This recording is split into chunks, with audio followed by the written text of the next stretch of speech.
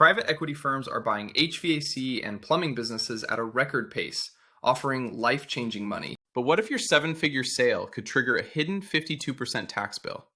It can, and it does. This isn't the only trap.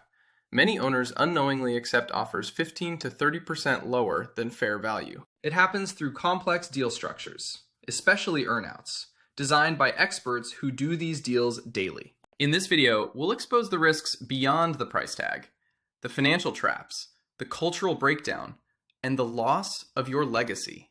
So what's the first thing to change after the ink dries?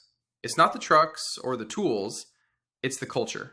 The family-like atmosphere you built, based on trust, gets replaced by a corporate, metrics-driven environment where numbers rule everything. This new pressure causes a sharp increase in employee turnover.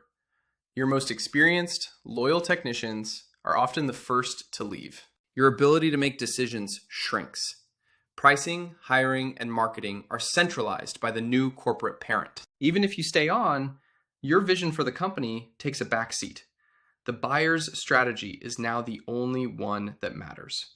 Long-term customer satisfaction is deprioritized. The objective shifts to rapid growth and hitting quarterly targets. Why this relentless short-term pressure? It's fundamental to their business model. Private equity firms work with a 3 to 7 year hold period. Their goal isn't running your business forever, it's to grow it on paper as fast as possible to sell for a profit.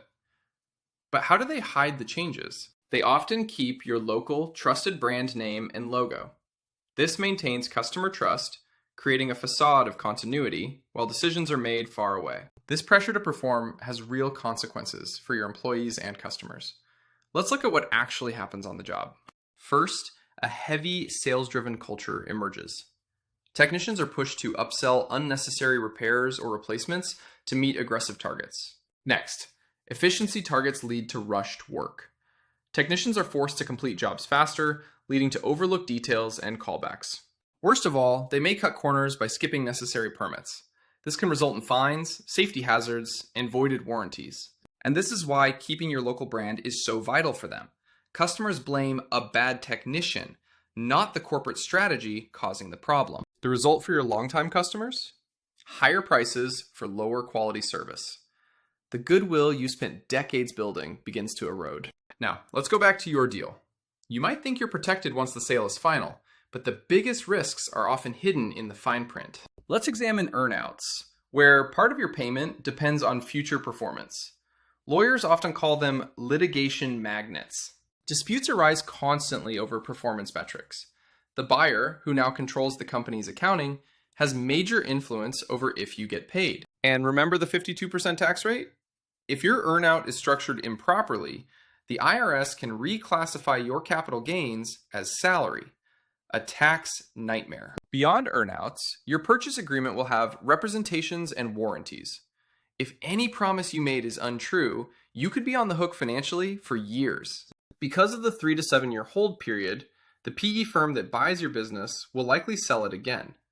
This can void warranties made under their ownership. So how do all these pieces connect?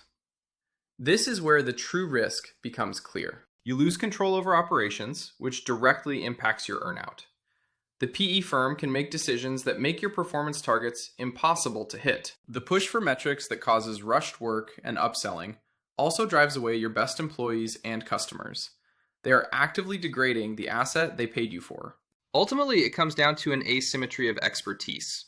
You're an expert at your trade, they are experts at financial engineering and legal contracts. This doesn't mean every PE deal is bad, but it does mean you need to ask, are you just selling a company, or are you selling out your legacy? We've covered the hidden financial traps like earnouts, the operational decay that hurts your reputation, and the loss of control over the business you built. Selling to private equity is not just a simple transaction. It's a fundamental shift in philosophy, from building long-term value to extracting short-term profit. The biggest price you might pay isn't financial. It's seeing the name on the truck remain the same, while everything that made it great is stripped away. Before you sign any letter of intent, arm yourself with advisors, lawyers, accountants, and experts who understand the private equity playbook.